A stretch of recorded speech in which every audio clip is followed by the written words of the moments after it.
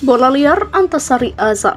Bahwa ada sebuah kasus pembunuhan di mana terbunuhnya itu adalah saudara saya, yaitu Nasruddin Zulkarnain. Itu saja yang saya inginkan gitu loh. Artinya jangan di siapapun itu orangnya, siapapun dalangnya. Saya tidak perlu siapapun dalangnya. Olehnya itu saya katakan, ketika Pak Antasari mengatakan statement menyangkut itu bahwa menyebut nama Presiden ke-6 yaitu Susilo Bambang Yudhoyono, ya saya sangat shock dan kaget saja. Publik semua tahu, saya pikir. Saya ulangi lagi bahwa saya dinyatakan sebagai tersangka itu tanggal 4 Mei 2009. Kalau mau jamnya jam 1 siang. Nah, sementara saya dicekal tanggal 1 Mei. Jadi sebelum tersangka saya dicekal. Nah, ini menurut hukum, menurut undang-undang KUHP, itu yang bisa mencekal proses penyelidikan hanya KPK. Yang lain tidak bisa. Nah, di sini saya lihat satu kejanggalan. Kok sepertinya ingin dipercepat saya itu digiring ke tahanan. Hari itu Antasari Azhar, Ketua Komisi Pemberantasan Korupsi yang baru 2 tahun menjabat, mengumumkan penetapan tersangka Aulia Tantowi Pohan yang ketika itu menjabat Deputi Gubernur Bank Indonesia. Penetapan itu sekali lagi membuat nama Antasari makin moncer sebagai pemburu koruptor. Sebab Aulia bukanlah orang sembarangan. Aulia merupakan besan orang nomor 1 di Indonesia kala itu, Susilo Bambang Yudhoyono. Ini bukan atas desakan pihak lain, namun semata-mata diambil berdasarkan sikap profesional KPK. Penetapan ini didasarkan atas hasil penyidikan dan fakta-fakta di persidangan. Demikian tegas Antasari dalam konferensi pers di kantor KPK pada Rabu. Penetapan tersangka itu pun membuat Presiden SBY bersedih. Bagaimana tidak, mertua dari anaknya Agus Harimurti Yudhoyono ditetapkan sebagai tersangka suap kepada anggota DPR. Pada hari yang sama, SBY langsung menggelar konferensi pers. Mimik wajahnya tampak muram ketika mulai berbicara. Dalam kapasitas saya sebagai pribadi Susilo Bambang Yudhoyono, mendengar semuanya ini tentu saya secara terus terang, jujur, sedih. Demikian kata dia di Gedung Utama Sekretariat Negara Jakarta. Antasari pun memastikan Aulia tidak lepas dari jerat hukuman meski dia besan presiden. Meski sempat mangkir dalam persidangan, namun akhirnya Aulia tidak dapat mengelak lagi. Dalam persidangan, Aulia terbukti bersalah karena terlibat dalam pencairan uang sebesar 100 miliar rupiah dari Yayasan Lembaga Pengembangan Perbankan Indonesia atau YLPPI. Uang tersebut digunakan untuk melancarkan penyelesaian kasus BLBI dan penyelesaian amandemen UUD nomor 23 tahun 1999 tentang Bank Indonesia. Aliran uang itu pun sampai ke tangan beberapa anggota DPR RI pada waktu itu. Atas perbuatannya itu, Aulia divonis 3 tahun penjara dan denda 200 juta rupiah pada 15 Maret 2010. Memulai karir dari bawah. Sebelum karirnya tamat akibat kasus pembunuhan terhadap Nasruddin, dia adalah seorang jaksa pemberani. Antasari memulai awal karirnya menjadi jaksa di kantor Kejaksaan Tinggi Negeri, Jakarta Pusat pada 1985.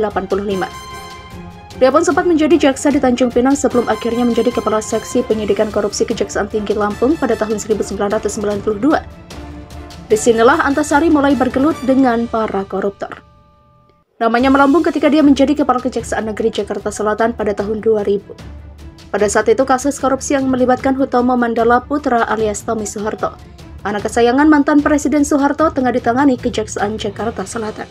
Saat itu Tommy divonis 18 bulan penjara dan membayar kerugian negara 30 miliar rupiah dalam kasus korupsi Bulog yang dilakukan pada tahun 1994.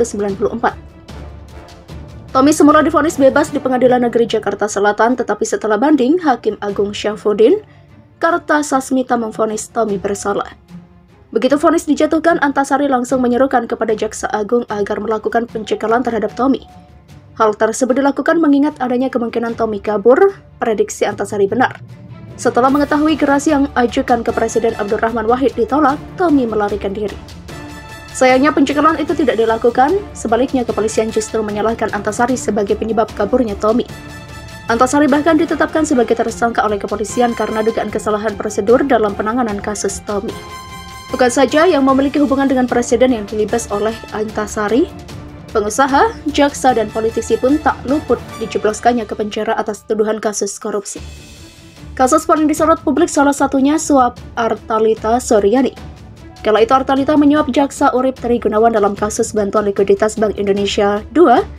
Kasus itu juga melibatkan Samsul Nur Salim sebagai pemegang saham Bank Dagang Negara Indonesia. Keseriusannya pemberantas rasuah memang dinilai sebagai sosok membahayakan oleh banyak kalangan. Apalagi Antasari tak segan membongkar borok di institusi tempat dia berkarir, yakni kejaksaan. Dia menyeret Jaksa Urip yang terbukti menerima suap dari Artalita untuk mengamankan Samsul dari kasus BLBI II. Pada 7 Desember 2007, Artalita memberikan uang 100 juta rupiah kepada Urip agar Urip membantu Samsul dalam kasusnya. Tidak hanya itu, Urip juga dijanjikan uang $660.000 jika kasus selesai. Keduanya pun divonis bersalah pada 2009. Jaksa Urip dijatuhi pidana penjara 20 tahun dan denda 500 juta, dan Artalita dipenjara 5 tahun dengan denda 250 juta. Tidak selesai mengobok-obok kejaksaan, Antasari juga melibas para wakil rakyat di DPR yang menerima suap. Ada Hamka Yandu, politisi Partai Golongan Karya yang menerima suap dan membagikan uang ke rekan-rekannya dalam pemilihan Miranda Gultom sebagai Deputi Gubernur Senior Bank Indonesia tahun 2004. Selain itu ada juga Sarjan Tahir, politisi Partai Demokrat, dan Al-Amin Nasution, politisi Partai P3. Sarjan dan Amin menerima suap pelepasan kawasan hutan lindung pantai air Telang di Sumatera Selatan pada tahun 2006. Dia divonis 4 tahun penjara pada tahun 2009, sedangkan Al-Amin divonis 8 tahun penjara. Sayangnya sepak terjang Antasari harus terhenti. Kasus pembunuhan berencana dituduhkan kepada dia membuatnya tak lagi bisa unjuk gigi. Terlepas dari masih janggalnya kasus pembunuhan terhadap Nasruddin, namun fakta pahit harus diterima. Antasari tak lagi berdaya, kini dia pun bebas dari penjara setelah menjalani hukuman 7,5 tahun kurungan. Publik berharap, beranikah Antasari buka-bukaan soal aktor di balik kasus yang menjeratnya?